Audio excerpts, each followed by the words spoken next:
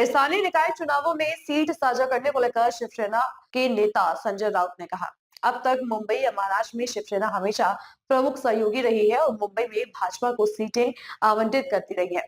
लेकिन ये पहली बार हुआ है कि अमित शाह की शिवसेना को भाजपा से सीटों के लिए भीख मांगनी पड़ी। हम इसे वास्तविक शिवसेना नहीं मानते।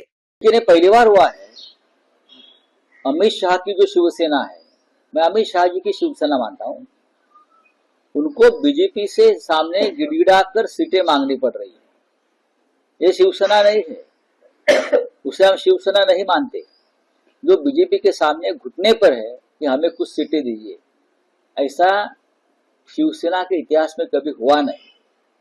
ये इसलिए हुआ है, बीजेपी के साथ जो शिवसेना है वो नकली है, वो अमित शाह की शिवसेना है, इसलिए हो रहा है।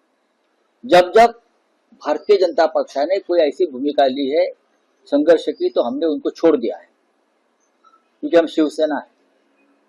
हम अकेले चुनाव में सामने गए, चाहे बीएमसी हो चाहे महाराष्ट्र का चुनाव, हमने अकेले चुनाव लड़ा है, लेकिन बीजेपी के सामने कभी घुटने नहीं टेके। ये स्वाभिमान की बात है। महाराष्ट्र शिवसेना जिस प्रकार से दावा कर रही थी वो लगभग 100 सीट के ऊपर चुनाव लड़ेगी, लेकिन